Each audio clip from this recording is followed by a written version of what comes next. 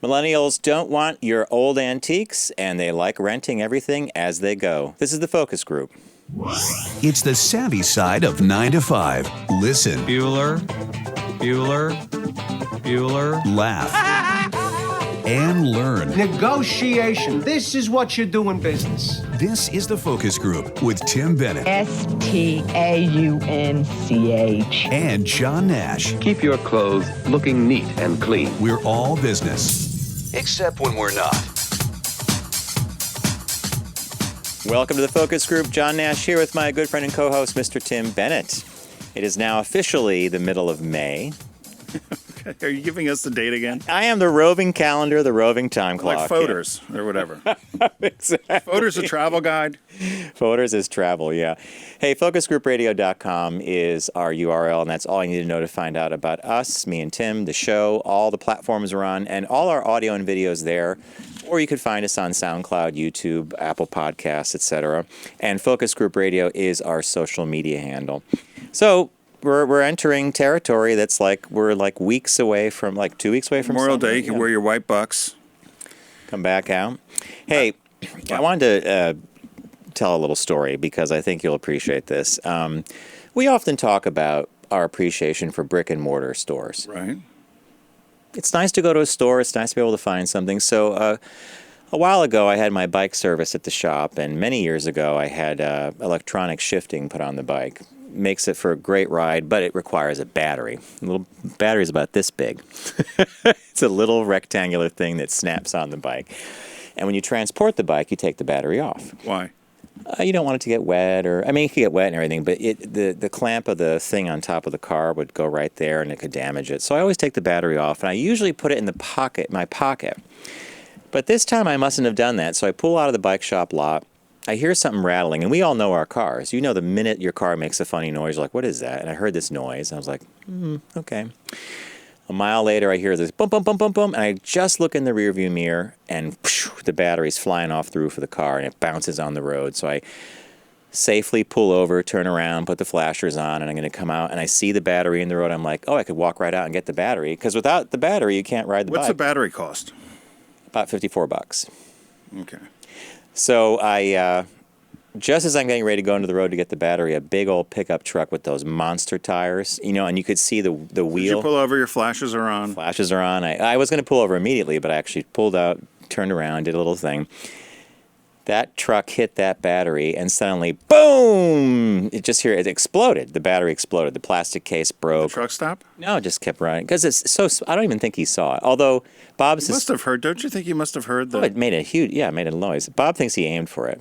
Bob thinks he aimed for the battery. Bob thinking the worst of everybody. So here, this is a Saturday, it's a Saturday. And I had actually, the next day was going to be going to my mom's or something, and then I was going to be back up at the house, and I wanted to do a week of, we had nice weather ahead for bike riding. I'm like, what am I going to do? I don't have the battery. The bike is useless without it. You could ride in one gear. So does it change the gears? Without the battery, you're stuck in one gear, whatever gear you had it in. So I think to myself, I'll go on Amazon. Get home, go on Amazon. Everything is 5 days, 6 days, 3 days, because it's a lithium-ion battery, and they usually do shipping by ground. Come back to the city, and I think the city has tons of bike stores, right? A half hour of calling later, no one, we don't carry that battery. Oh, you know what? You should change that out. That's old tech. We don't carry that. And I hate when people say that, too. Like, oh, okay, got to upgrade, right? Finally, I call a bike store in Brooklyn, and before I even finished the sentence, when I said, I'm looking for an external DI2, we don't carry that. I said, okay. He goes, but I'm going to help you out. He said, 4 blocks from us is a great bike store. They have that. He said, because they build bikes like that. So RNA cycles. So I call RNA, and the woman says, describe it. I said, DI2, blah, blah, blah. She puts me on hold. The mechanic gets on. Yeah, we got the battery. I said, how many do you have? He goes, we got the battery. Don't worry. I said, is it rectangular? I went through this whole thing. And then I made a venture out to Brooklyn.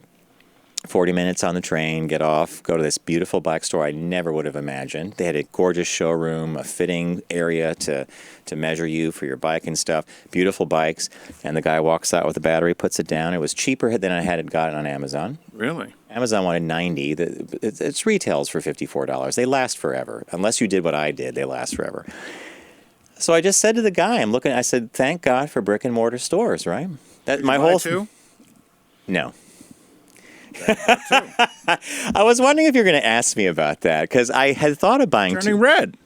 Are you embarrassed? You should have bought two. Well, I did. I really did think about it. I thought, should I buy two? Should I have spare? But when I bought the bike, when I had that done originally, the mechanic that did it, I said, should I get an extra? No. Take care of that battery. How long did you have the battery for? Oh, 4 or 5 years. As long as you got $10 a year out of it. Or a month, right? No, you're right. You're right. $54. Okay.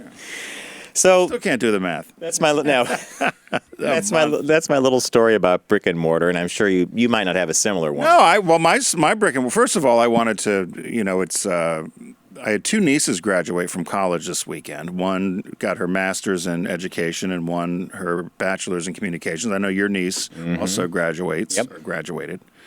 And it's Mother's Day, and it's my brother's birthday, so there's kind of this coalesce of my time in Connecticut, I guess. But as Memorial Day is coming, my brick and mortar thing is way different than yours. I always like a pair of white bucks, and last year my white bucks fell apart finally. I had a pair from J. Crew, and the sole finally gave way. And people make fun of me when I wear them, but I like them. And so I thought, well, how tough will it be to find another pair? So I went to LL Bean first. They don't even carry them anymore. You mean the online? Yeah, I went to the online store. They don't even carry them anymore. And then I started poking around. J. Crew didn't have them. I think Bass might have them, or a few people. And then Bloomingdale's or Brooks Brothers, and they were $300. I'm going to pay under $100. $300? I don't think a They were pair of bucks $300. should cost that. Yeah, so if anybody out there knows where I can get a pair of bucks at a good price, let me know. You know, the last time I had a pair of white buckskins, it was a requirement of me being in marching band. Is that a shot? Ferris Bueller wore white bucks. He wore them, though. You have to wear them after Memorial Day, and you got to stop wearing them at Labor Day. Yeah. I still go by those rules. But I used to, did you have the touch-up thing? Chalk. You just use regular chalk. Oh, I had this special sponge thing. I just use chalk from a chalkboard. But I remember those shoes used to get filthy. And Tim laughed when You were in marching band? Where? You knew I was in marching band. You knew what I played. Where? High school. We didn't have a marching band. They sat in a truck, didn't they? No, we played at some of the football games. You didn't march, though. I did march, yeah. Did you really? God, I missed that. And I played the Tuba? Well, I think for marching band, it's called the sousaphone. It wraps around you. It's very heavy. I remember sweating like a pig in that band outfit. It was white. I remember the whole thing. Blue. It was all polyester. Remember any songs you sang? Or you Well, played? we did the Star Spangled Banner. A lot of John Philip Sousa stuff. Welcome, fans. Welcome to the Pomperog High School versus Nonawag football game. Here in Chippewa Field. Nonawag. That's exactly right. And the outfit was all polyester. And in a hot day, that material traps the heat like nothing, man. It's terrible. It was easy maintenance, and it always looked good and crisp and clean. Well, it looked crisp. I'm not sure it always looked clean because these were recycled outfits. Was it gray and red or gray and maroon? White and blue. Why was it white and blue? Those weren't our school colors. From what I remember, our music director told us that they didn't have money for new uniforms, and so these went back like Rochambeau. These went back. That's why when you got given like your white smock, it often had like ketchup. Like it was. Oh, don't worry about it. There's no money for new uniforms. No uniforms. The band is not required to play at all games. They don't want to play. They don't want to pay us. They don't want to pay for the uniforms. So, yeah. And I think we might have even called it the fife. It wasn't the fife and drum corps. No, it was the marching band. But yeah, it'd have been smarter to have a fife and drum corps. That'd have been easy to put together, right? You get some drums and some flutes. Yeah, and I'm having a fife and drum corps or parade flashback to an earlier story you told me. Which we can't tell anymore. Which we can't tell because we can't do that. Yeah. So I want to thank Garrett and Steve in the booth. Guys, how you doing? Doing well. Pretty good. How's it going? Pretty good. They're kind of lackadaisical. Maybe if it was sunny out. Did you have a donut? Did you guys have yeah. Yeah. No, someone took a bite out of the one I wanted. Which is the one you wanted? The one that had all that pop rock stuff on it. I saw it. It looked Yeah. like some kind of crazy Easter donut. Is that Crazy the Lucky part of it Charms was that one? somebody bit it. Was it the Lucky Charms one? Maybe? I don't know. Or Peeps? Is this have Peeps been doing Peeps. a donut? Yeah. Were they doing a donut? And there's one that I had my eyes on. It's the chocolate. It's just plain chocolate. You had your eyes on that? Well, it might be. I had it in my eyes. It might be gone now. But anyway. All right, Mr. Bennett, what caught your eye this week? What caught your eye? Here's what Tim and John found. Get the right day. My glasses. Well, this one I like. You and I talked about this. You didn't look ahead. This was out of Kentucky. Barbecue food truck faces backlash for their LGBTQ T-shirts. So there's a Kentucky food truck called Bell's Smoking Barbecue, and the owner, Jamie Smith, had started selling these LGBTQ shirts. But most of us know what LGBTQ stands for, which is lesbian, gay, bisexual, transgender, or questioning, or queer, whatever the Q is today. But he had new vernacular for it called Liberty, Guns, Bible, Trump, and Barbecue. BBQ. So first I thought, well, maybe it should have been LGBTB. Thank you. Okay. But anyway, he's been selling. So he decided to post this on social media, and he got quite a backlash. There were people saying that as a gay person, we wake up every day with a mountain to climb for acceptance, and the last thing we need is a food truck mocking us, blah, blah, blah. And then he got a lot of pro comments about that people are just too sensitive. They need to get over it and stop getting upset about every little thing. And so then Smith decided after the backlash came, he started getting disinvited to events around Kentucky. So certain fairs or events, he got uninvited because of the controversy. So he took down the shirt, and then he put up a statement that said that he respects the beliefs and lifestyles. First of all, it's not a lifestyle. Being gay is not a lifestyle, people. And I want no ill will towards anyone. And he said he's been selling these shirts for 2 years, and he's going to continue to sell them and doesn't know why all of a sudden there's this backlash. So he said he's sold nearly 100 shirts since he posted it on Facebook, and he's got a back order now and a waiting list, and he's going to continue to do it. He said it was just a good play of words. I hope nobody was offended. What do you think? Did he get re-invited to the... No, he lost some gigs. It says... He says that he was uninvited from some events that the truck had previously been booked to attend, but the shirt sales are doing well, so he's okay. So sensitive or what, Mr. Nash? So the article that I read, and I think I mentioned it to you before we came on the air, was from The Guardian UK, and it was a cautionary tale, and the author said, if you're a small business, be very careful of your little marketing schemes and ideas because they can go afoul pretty quickly. And she referenced this LGBT, Liberty, Guns, Trump, Bible, right, the whole thing. And she said that he also became extremely conciliatory and apologetic very quickly. It wasn't meant for that, da-da-da-da-da. And she didn't render a judgment one way or the other in this article, but she did say the minute you do it, it's done. Yeah. It's done. So, too sensitive? I don't know. What did you think of it? I didn't care. You could walk into a T-shirt shop and see all kind of hilarious things. Some things you may be offended by. So I'm not. I didn't. People have done riffs on the "Make America Gay Again" Great Again, or "Gay Again." They've done riffs on that. So stuff. I don't think there's anything horrible about it. I don't think there's anything horrible about it. I think he did. If he had just ignored it and he did apologize and didn't mean to offend anybody, he just thought it was a fun riff. And so you might think it's fun, you might not. I just. Would you wear I was trying to think of an example of another. If you took another acronym, and I was even trying to think of one, but I don't know. HRC stands for I don't know. You mean right? Yeah. How you could? What else would you say about it? Hippies, rock stars. I'm going to get into hot water, but in college, I went to school in Binghamton, New York, and a lot of my classmates were from Long Island. In fact, Long Island could have been the 51st state of the Union as far as I'm concerned because it was almost its own country. It had rules. There were the 5 towns. There were the shores, South Shore, North Shore, Hamptons. But one thing I learned very quickly was the word Jap was for Jewish American princess. And many wore that like a badge, like we're from the island, but now you think about that word. I mean, I shouldn't have probably used it, but think about that acronym today. It means this, it means that. I looked at a college in Connecticut, and one of the tour guides said, the only thing about this college is full of Japs. And how long ago? This was the 80s. Yeah, 80s. And so I'm looking around, and I was like, I don't see any Japanese people. I was so stupid. I'm thinking, I said, God, he said it was full of Japanese people, and I don't see any Japanese people. And I forget who I talked to. They're like, that's not what that means. It's like those shirts, you see shirts at a T-shirt shop for Fiat or something, which means, fix it again, Tony, or BMW, break my wallet, or those sort of things. So I don't know. I thought it was no big deal, I suppose.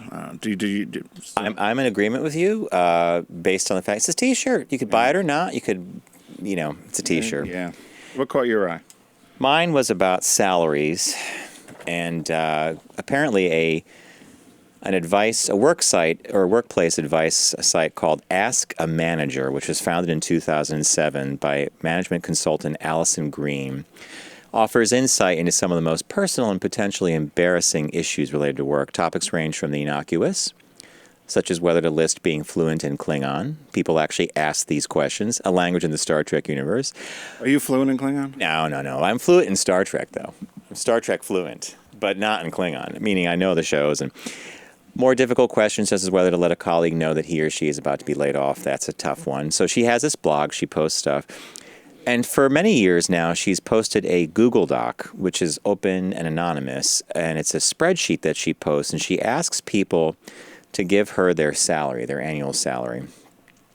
So she identifies the person by age, industry, job title, where they're from, post-college job experience, and the currency in which they're paid, dollars, pounds, sterling, euros, whatever part of the world they're in. And then this all gets published.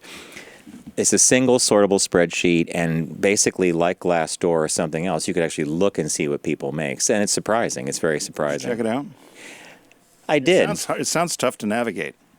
Well, she just has, it's like a big, so each column is like age, salary, so you can scroll around. But it's suggested, the survey is interesting because, and she gave some examples here, you don't have to work for a tech company to make a lot of money, or you don't have to necessarily work for a big corporation. Here's some interesting tidbits. In St. Louis, Missouri, a zoo curator, I don't know what a zoo curator is. What is You're at the zoo. Well, we need two birds. I need a reptile. And a giraffe. Snake died. Get me another giraffe, and if you have an elephant, I'll take two. An elephant, I'll take two. So a zoo curator, and they put that in quotes because she didn't know what that meant, $70,000 a year. In Portland, Oregon, there's a respondent with 8 to 10 years of experience who earns $68,000 a year importing coffee. Okay, so a coffee importer in Portland earns $68K, but a school teacher in the same city with 21 to 30 years experience barely makes $30,000 a year. Well, that's some dirtbag at one of those chains, the coffee people or something that's out there. Mocha Joe, I like that one. Where are you going to get this from? We can buy it from Mexico today, or we can buy it from Kenya or whatever, and she's importing coffee. Yeah. Or he. The survey suggests that well-paying jobs can be found outside, as I said earlier, tech and finance, or the biggest cities. A consumer safety officer who inspects government-regulated industries in Long Beach, California, and a grocery store HR director in Spokane. So this two different things: government-regulated inspector and an HR director in a grocery chain in Spokane. Both earn $96,000 a year. It's not a bad salary. Not for Spokane. For Long Beach, it's not so. Long Beach is. Right, but for Western Washington, or Eastern Washington, that's a pretty good deal. The only thing this survey doesn't do, which you notice if you actually visit this thing, is called Ask a Manager. You could look that blog up. It doesn't ask for gender or race, and the person who wrote this piece said that would be the more telling. That could be the more telling sign, because if you sorted by gender or race, you might see an actual difference. Women make less. Yeah. White middle-aged guys make more. Blah blah. Mm-hmm. Yeah, that whole thing. Yeah, you're probably right. But I think, Tim, we missed our mark, and I think we should be zoo curators. You'd be a dolphin trainer. Which, by the way, I had a flashback. My niece thought she was going to do that. I had a total flashback the day I was going through photographs, and I found a picture of me and Tim on your 40th birthday. In Mexico, and we did the dolphin experience. But I had Bob laughing so hard. So me, Tim, Rosie, Mary Helen, a whole bunch of us, we get into this big tank with the dolphins. We're wearing life jackets, and we're told, don't approach the dolphins, don't touch them, they will come to you. So the trainer, who was really a handsome guy, and the dolphins clearly loved the trainer, he's telling us and suddenly the dolphins come in from wherever they were at. And while this was happening, I think it was either Rosie or Mary Helen's like, we're in the tank, we're with the dolphins, don't put your mouth in the water because this is the same water they're doing their stuff in. Yeah, well, that's the ocean. So the dolphins all come. They start brushing against me, you, everybody. But there's one woman that's just floating. And she keeps saying, why aren't they coming to me? Why aren't the dolphins coming to me? And the trainer just very, no thought put behind it. He goes, they don't like you. She's like, why don't they like me? He goes, I don't know why. They don't like you. But they ignored her. Remember that? Right. And then there's another guy they put in and took right out because they thought that the dolphins would harm him. Yes, Remember, they I didn't do. like him. I would not do that again. Would you not? No, not in a million years. Now, when you hear about all this wildlife, they were so powerful and so strong when they came up behind us and picked us up and took us for a ride. You could just grab their fin and You could just see how strong they were. They could annihilate you in a second. And the stupidity of us going in Mexico in some old rusted swimming pool with dolphins. When I think about it now, here, give me your $35. Take your life in your hands. And don't wear sunscreen. That was you couldn't wear sunscreen in the dolphin tank. But you do have a point. Would you boys jump in the dolphin dolphin pool? experience? Not in a rusty tank in Mexico. Yeah, the way you described that made it sound kind of awful. I mean, it was. So Garrett, would you prefer like some kind of very clean environment or? I would want to pay 3 figures at least. I think this was like $35. Yeah, that doesn't seem right. It might have been 15 just to jump in, and then you got a ride for another 15. But when I thought about that now, I thought, that was interesting. I did it. I'm glad I did. But I would never do it again. Would you do it again? After that experience, after we got out and we talked about it, like the woman that they ignored and the guy that they clearly did not like the minute I agree with you. I might now be in Garrett's camp that maybe a 3-figure entry fee guarantees you something, right? Like some level. Well, was that the same trip? No, this was another trip where you and I thought about this too. You and I had gone somewhere. There was some Norwegian. It was when we went on that boat trip. After 9/11. We were in Corsica, and we went No. This was the guy in the Caribbean that had us just jump off this cliff into that raging ocean. When I think about it now, and people were struggling to get out on all that seaweed and slip and sliding, I would not in a million years jump in that now. And it was in Corsica because we hiked down from a cliff, and we were on a shale.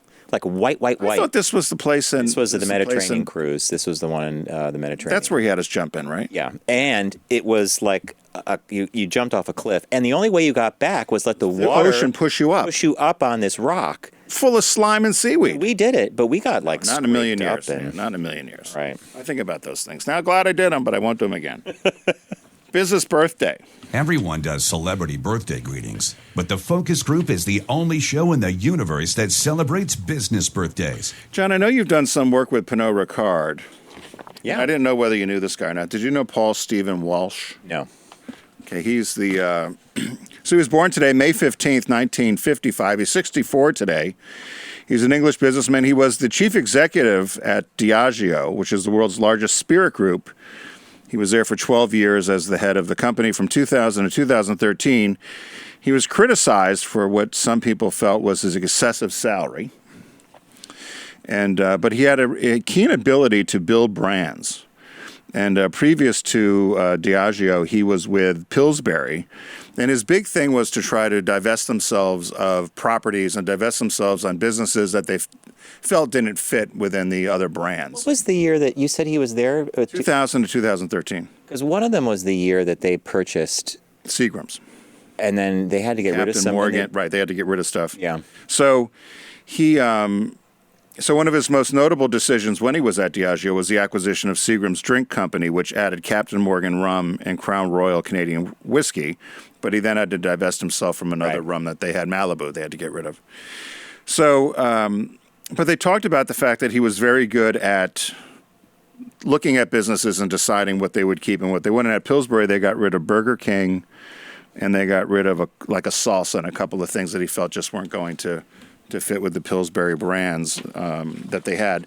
So when he got to Diageo, he said he wanted to position the company as the leader in drinks. And he goes, they had some drinks in their portfolio, but they had a bunch of other stuff he thought didn't fit. So he made a deal with Pernod Ricard, and then when they bought Seagram's, but he divested themselves of some other food things that they had. One of them, as I mentioned earlier, which was part of Pillsbury, but was Burger King. They sold for $1.5 billion. He felt it didn't fit with the spirits category. But now you said he left Pernod and went to Diageo. No, so what he did is he was at Pillsbury, and the company that owned Pillsbury was called Grand Met. Okay. They merged with Diageo. So now Pillsbury and Diageo Got all it, come okay. together. He teamed up with Pernod Ricard. Got it. Because his idea was, I'm going to divest ourselves of some of these food things that don't make sense, and we're going to make Diageo a Premier liquor liquor brand. brand. Okay. Spirits. Let Kraft and Nestle's and Unilever keep the foodstuffs. So he sold off that's how Pillsbury, okay. sold off Burger King, sold off Texas Salsa, a few other things. Anyway, he was known for being smart about doing that. One of his missteps was Smirnoff Ice. He tried to really go heavily into the ready-to-drink products, but that just never seemed to work. It was a premix. Said it Yeah, was I a remember fad. But they also acquired in 2005 Bushmills whiskey, and they also took a 50% stake in Kettle One as well. So he's added a number of things to the portfolio before he left. He stepped down in 2013, again, criticized because they felt his salary was too much. He got a divorce. It was the largest divorce settlement in British history. He left his wife. She was a flight attendant from Laker Airlines from back in the 70s. She took him for everything. She walked away with about $40 million. The seatbelt sign is now illuminated. Stay seated. I'd be fine. Divorce, 40 mil. Give me like half of that. Living somewhere in Manhattan, probably. And he was also one of the highest paid businessmen in Britain at the time. He made, in U.S. dollars, about $25 million a year. And what I don't like is he owns some shares in a big game ranch in South Africa and enjoys big game hunting. I don't like that when they show guys killing That's a big money sport, though. giraffes and buffalo, and I don't like that. Well, a lot of those species are either endangered or. How tough is it to poor elephant's eating and you're going to shoot You're in it? a Jeep with a scope. Right, and you're going to shoot it. And a high, yeah. And what am I going to do, put it in my living room? We've been to some places with the taxidermied heads lately, yeah. So. Happy birthday, Paul. Good birthday. Well, friends, as many of you know, Deep Discount is a partner of ours here on the Focus Group, and Tim, it works. And I'm putting on. So, go to John's Focus been Group waiting Radio. forever for this. We've been waiting for a long time. Go to focusgroupradio.com, find the Deep Discount logo, click on that, and start your shopping. And thanks to our listeners, Chris and Todd. Where are they located? They're down in Virginia Beach, I think, and they're wanting to see us. They sent me and Bob suggested I get this green. Bob suggested the green sleeve? Yeah, it's time for the Deep Discount read. I swim the oceans looking for all kind of bargains, and I dive. I think you need a new Pick it up, copywriter. and I get it. I know we need copy. So this week, Tim. The sale is. You could go, yeah, we could do a puppet. Oh, the sale this week. Is this the one that's Food Glorious Glorious Food? food, yeah. So what did you pick? So I picked, so you picked what I would have picked, which you'll do in a second. But so I poked through and we had this actually as a movie. It was a new release, I think last year. We talked about it. I've not seen it. I don't know much about it, but it's a CG animated movie called Sausage Party. Yeah, it's filled with like crude jokes. Is it really? Has anybody seen it? Have you guys seen Sausage Party? Yeah. What do you think? Uh-oh. I give it a solid 5 out of 10. Really? I'm curious about it, only because it did sound like it might have been a little bit Risque. Yeah. It was pretty funny. I was curious about it. So funny. that's the one I picked. You picked Sausage Party. Now, you know, It was Sausage Party- $9.99 at list price, but you can get it for $8.33 and the DVD at deep discount. It was released in 2016. All right, so what I picked and what Tim claimed he was going to pick was The Founder on DVD, and it's all about Ray Kroc, the guy that created McDonald's. And Michael Keaton plays Ray Kroc. And John Carroll Lynch and Nick Offerman play the Mac and Richard, the McDonald brothers, that he actually bought their store and then built the franchise. It's interesting, though. It says here the determination with which he turned McDonald's into the benchmark of food franchising and the ruthless way with which he ultimately squeezed the siblings out of their eponymous.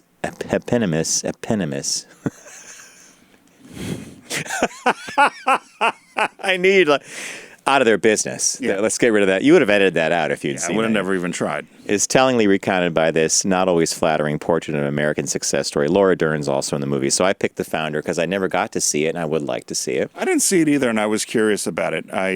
There's lots written about him. Obviously, sometimes you think of things, oh, it's so obvious now, but it wasn't then.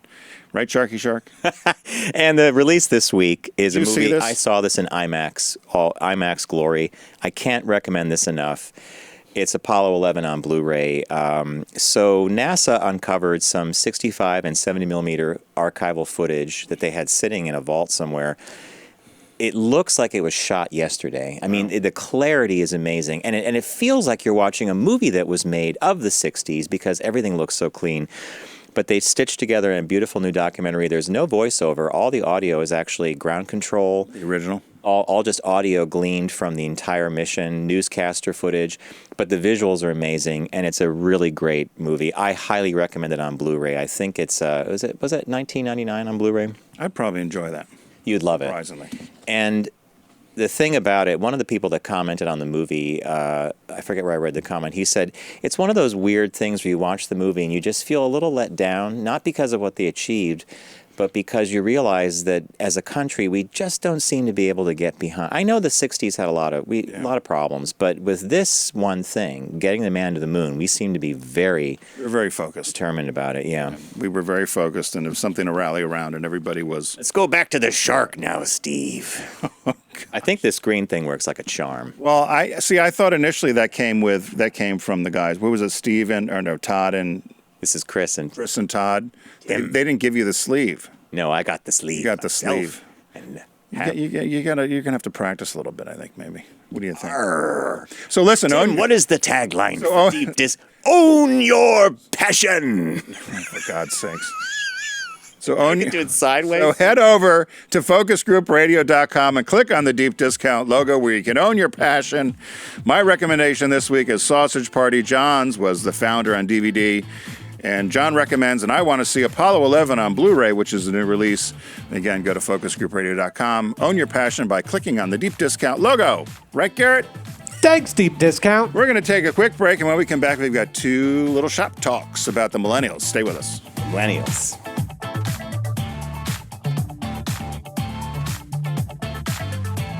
You're listening to The Focus Group with Tim and John. Learn more at focusgroupradio.com.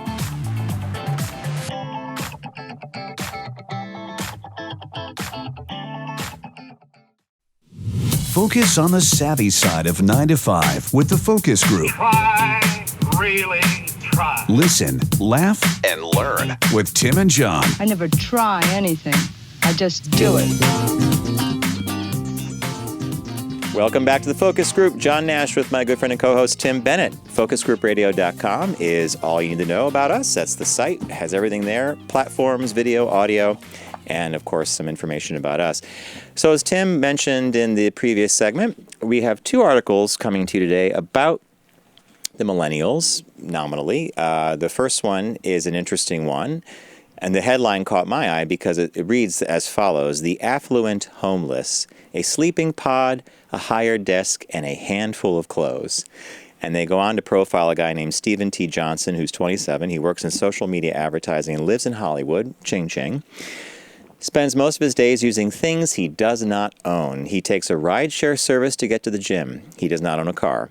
At the gym, he rents a locker. He uses the gym's laundry service because he does not own a washing machine. He rents a bed in a large room with other people who rent beds for nights, weeks, or months at a time through a service called PodShare, and the residents share a kitchen and bathroom. Johnson also rents a desk at WeWork, a co-work space. And he says the only clothes he owns are two versions of the same outfit. Sounds like your hero. Maybe, but I don't know how I feel about renting a bed in a room with a... I mean, it sounds stinky. It sounds like some kind of weird... Youth hostel. That's the word I was thinking of, like a hostel. And I had to stay at a hostel in college. I didn't like it. People are snoring, farting, burping. You don't know who they are. You can't yell at them. It stinks. Ba-dum-bum. I mean, would you want that? So... If you're making a buck, get a room. So this is the media or a lot of people are wondering, is this a trend? Is this the way this generation is going to go? And does this guy, Steve Johnson, this 27-year-old who rents everything, does he represent a fundamental shift in American capitalism? When I read the sentence, I was like, I felt like saying no, right? I think in the 60s we call that a hippie. Anyway. Couch surf. They went from place to place. They followed the Grateful Dead around, whatever, in the 70s. I didn't know what to make of it because I did think, and later on I guess they go into it, but I thought, do you not have any sense of, he says he doesn't need anything, doesn't have anything. They hoard on technology. They'll hoard pictures and things that they have on their tech, and they'd rather have, or he doesn't feel he needs to have a lot of personal possessions. They collect experiences. Right, collect experiences. And I thought that's all well and good, but is there a point where if you did decide you wanted to get married, do you want to have a place for you and your spouse?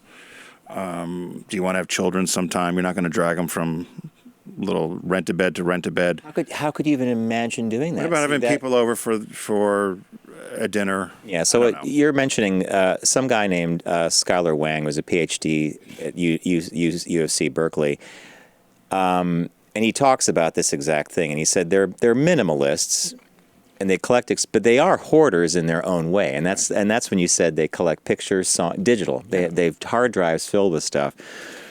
They still live in an economy of stuff. It's just different stuff.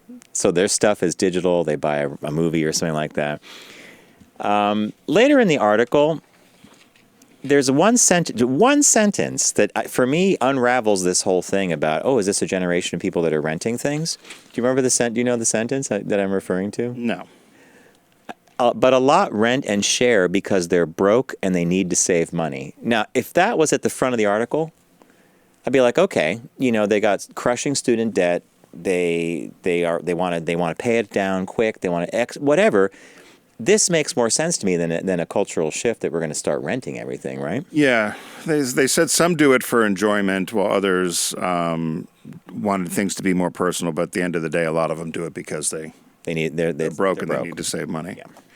And this dovetails into a story that Tim found, which I think is also right up there with this, which I was fascinated by the way. So this is one you found. So this was millennials don't want heavy antiques, brown furniture. They crave the Mad Men era stuff. So everybody talks about the mid-century modern furniture people like, right? And I never thought about this until I read this article. And when John had picked the first article, I thought this one kind of goes hand in hand with it. Oh, it does. But it essentially talks about, and I think many of us, if you're at the same age stage as we are, a lot of your parents are boomers or baby boomer households are getting rid of things. They're downsizing, moving to a smaller place, moving to a condo, whatever. And grandma's old china or the hutch, the big heavy hutch or the heavy wood furniture or the collection of the Hummels or the Yadro or whatever. That's what she mentions in here. People don't want that stuff anymore.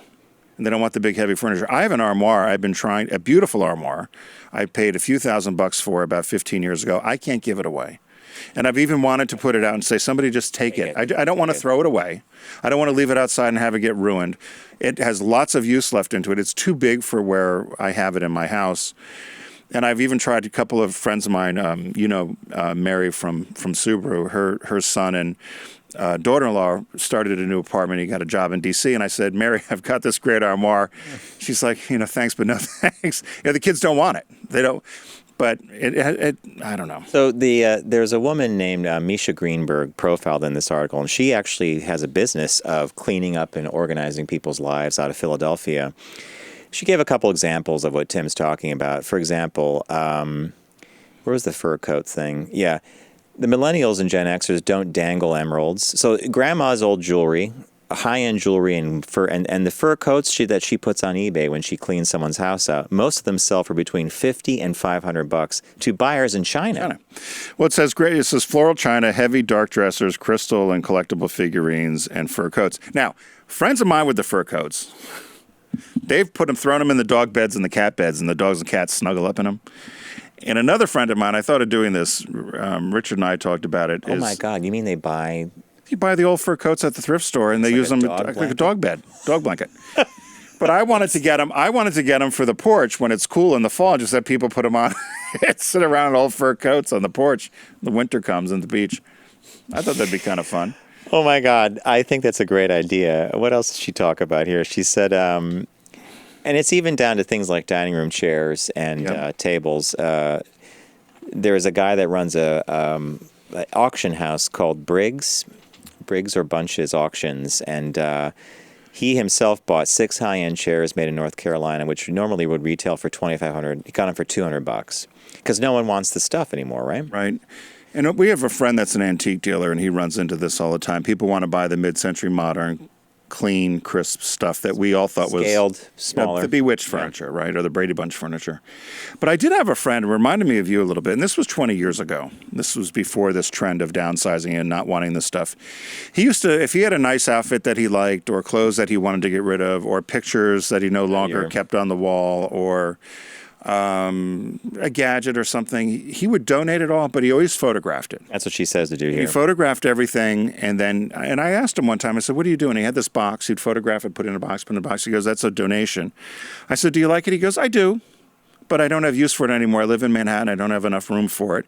He goes, but if I have a picture or catalog of it, I can look at it and it'd still bring me a smile versus me unpacking it from a box in an attic and it giving me a smile and me not displaying it. So I thought about this as you're doing this with pictures and things. I'm scanning them so that they don't deteriorate any Put them in a book, you know. right? Yeah, and I'll make a book. I think it's a smart idea. Because she even says herself, the woman they profile here, when your parents are gone, you're attached to furniture or china or stemware.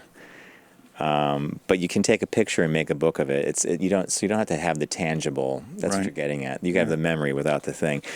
But it's just a sign of the times, right? And your armoire story is a perfect one. When we moved uptown, we were getting rid of Ethan Allen. I think it was a really high-end entertainment center. It was a cabinet, right? That you would put the TV in. You couldn't even chop it up for kindling. No one, like our super was like, no one uses that anymore because the TVs are flat. They mount on the wall, the whole bit. We ended up leaving it, and I don't know what they did with it, but well, I would rather, I wasn't looking, even with this armoire, I wasn't looking for money. No, you just said, I just want somebody else to use it and put it to use because it's a fine piece of furniture, and I don't want to leave it outside and get wet in the hopes that somebody takes it. But I don't know. Although I did put an old TV out one day, and it was gone in seconds. One of those big old Trinitron heavy things. And this guy pulls up and he said, are you getting rid of that? I said, yeah. And he goes, do you mind if I take it? I said, please. I said, I'm glad somebody can use it. He said, I'm going to put it. He goes, I always get these. I either put them out on my porch in the summer, and then when winter comes and they get wet, they go away. Or I put them in the basement for the kids. They play video games on them. Hey, at least he's got a use for them, right? Great. Upstate, I was getting rid of an old IKEA dresser. It wasn't a bad dresser. It's about 18 years old. We got it when we got the house years ago. Is it still together? Oh, it's perfect shape, yeah. And so Bob said, put it outside. I'm like, I'm not putting it outside. He makes me march out. We put it outside, put a little sign free on it. We go run some errands. We came back, it was gone. Gone. People do like free. They do. People do like free. We'll leave it there. So thanks for joining us today as we march our way towards summer. As John says, John likes to remind us as we are here in the middle of May. Yeah. Thanks to Garrett. Thanks to Steve. Thanks to our friends at Deep Discount. I recommended Sausage Party this week. John recommended the Food Glorious Food is the sale. Food Glorious Food. And so own your own passion. And Apollo 11. Get Apollo 11. Apollo 11. Do you want to do all the movies again? I feel like we're Chip and Dale here. No, I'm done. What's the tagline? Don't text and drive? Arrive alive. Don't text and drive. Arrive alive. You're laughing and you're red again. Have a good week, everybody.